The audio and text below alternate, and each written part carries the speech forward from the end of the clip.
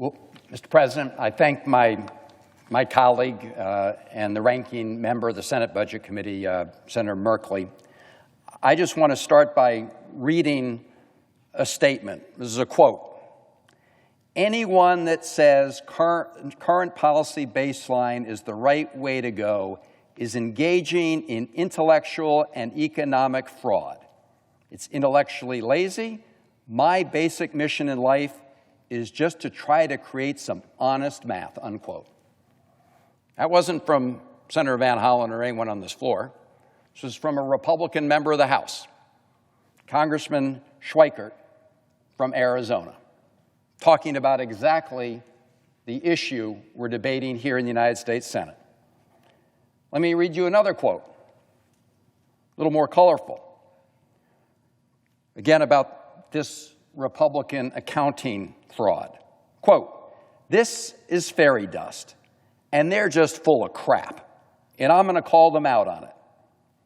Republican Congressman Chip Roy of Texas. They're right.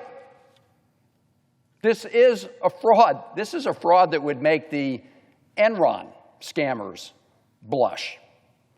And I quote those House members for a reason, because we can disagree with what they did in their bill, and I strongly disagree with it. But at least they used honest math, and at least they used the math that is required by the rules here in the Senate. The honest math that Republicans here in the Senate want to dodge because it will both tell the American people just how big the deficits are, but also because it will screw up their whole entire plan. Just so people listening have some sense of how these Senate numbers are designed to disguise the real impact of their deficits. Look at, for example, the basic individual tax rates in the House bill. When they extended those tax rates from the Trump 2017 bill, it costs $2.2 trillion. Under what we call the current law baseline, which is the reality baseline, because that's what it will cost when you understand that they sunset at the end of this year, and that's what it will cost to renew them. So under honest accounting, it's $2.2 trillion.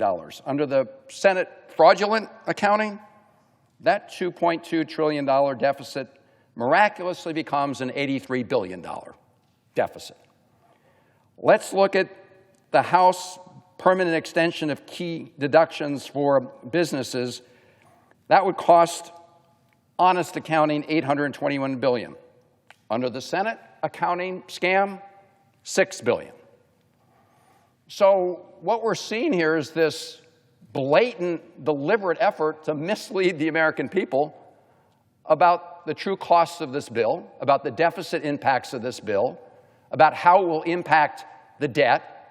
And we all know that when the debt goes up and we have to put more of our costs on Uncle Sam's credit card, it puts upward pressure on interest rates.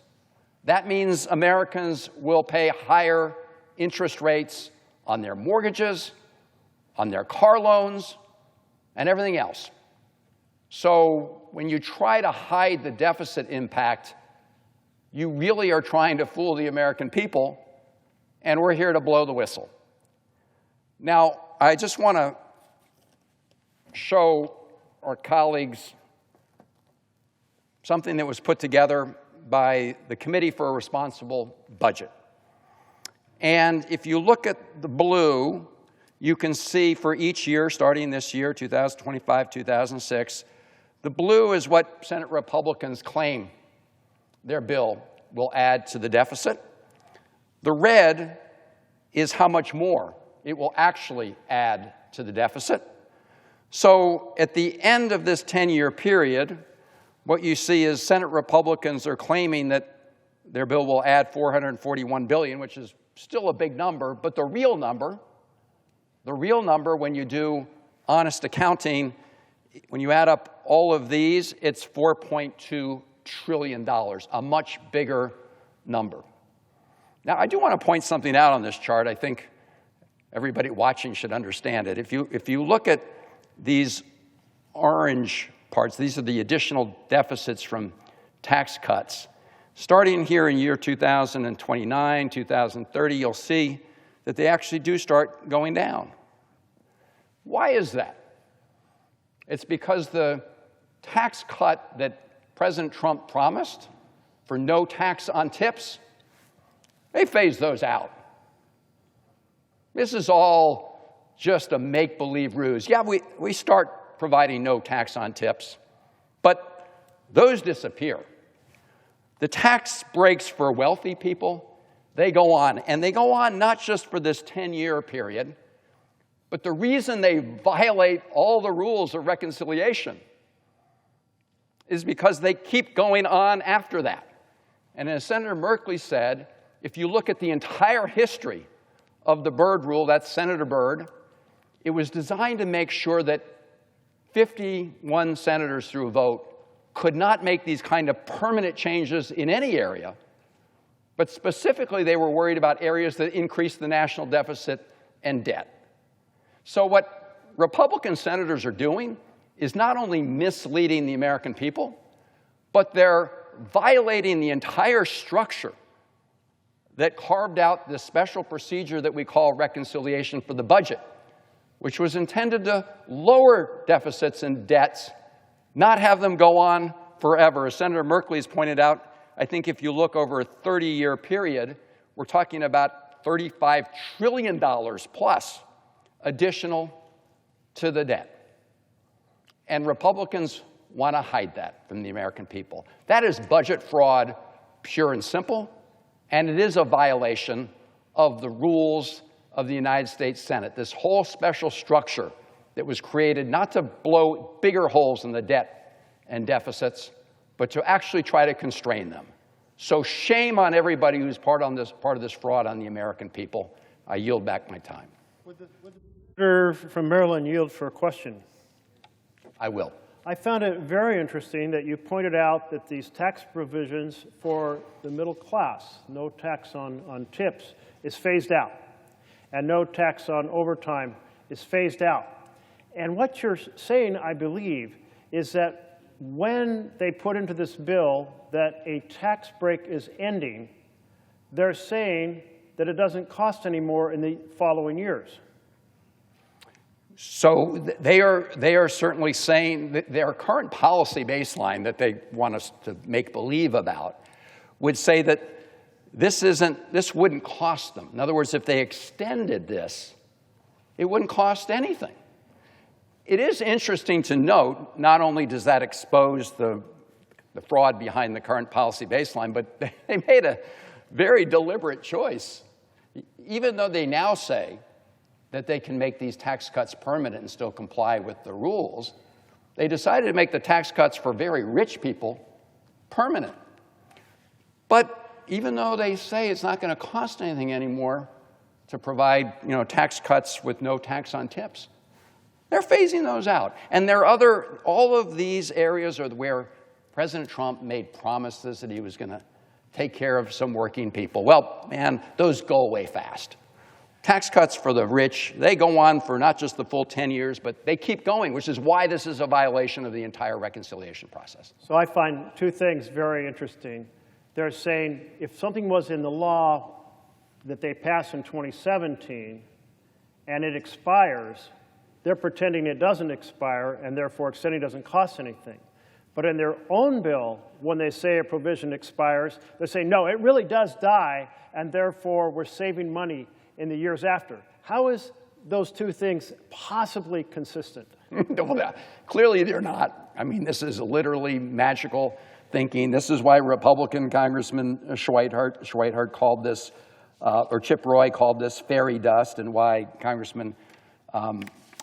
Congressman from Arizona said this was pure intellectual and economic fraud. That's what it is. That's the bottom line. Well, I really thank the senator from Maryland also pointing out that President Trump, he did, when he was campaigning, say he was fighting for ordinary families. But at his inauguration, who did he have standing behind him? Not champions for health care or champions for housing, certainly not champions for nutrition or education, but in fact a series of like 5 or 6 billionaires. And now you're telling me that in this bill, and I want to make sure the American people understand this, the provisions that were sweeteners to say we were helping working people are being phased out, but they're keeping all the tax breaks for billionaires. Well, you're right. You know, it was right down this hall, actually, that President Trump was sworn in, and he said it was going to be a new golden age for working people. Well, as you're pointing out, and this chart clearly shows, and their own budget reveals, it's clearly a golden age for billionaires and people who make a lot of money. And in this bill, they make sure that that golden age for very rich people goes on forever. They had a few little crumbs that they were throwing for a little while, we can see, to others, but just for a little while and just small amounts compared to the golden age for the billionaires. Well, I must say my impression is, and I hope you'll correct me if I'm wrong, is that the Republicans are embarrassed by the fact that they're proposing a bill that creates over $3 trillion in debt in 10 years and over $30 trillion over 30 years, and that the vast bulk of it goes to billionaires. And so they want to say, we're so embarrassed because we mentioned fiscal responsibility when we were running for office. We were going to get the budget under control, and they're doing the opposite. And they're embarrassed that they're doing these cuts in programs to fund tax breaks for billionaires, cutting regular health care, 16 million people losing health care for tax breaks for billionaires that, as you point out, go on and on and on, actually permanent. I would certainly love to yield to my colleague from Rhode Island. When I was budget chairman and we were trying to focus, for instance, on the impending economic nightmare coming our way through climate-caused property insurance failures, what I would get is nonstop regular lectures from Republicans on the Budget Committee about how we had to take responsibility for the deficit, we had to reduce the debt, nothing else mattered as much, it was absolutely vital. And now, of course, we see that at their very first shot, with the power to do anything through their majority and using reconciliation, they're raising the debt. They're raising the deficit, and not by little, but by trillions. And I'm wondering if, in your time as chairman, or perhaps in Senator Murray's time on the committee, or perhaps in Senator Van Hollen's time over on the House committee, you were favored with such constant lecturing by Republicans about the debt and the deficit, and how credible that all seems right now.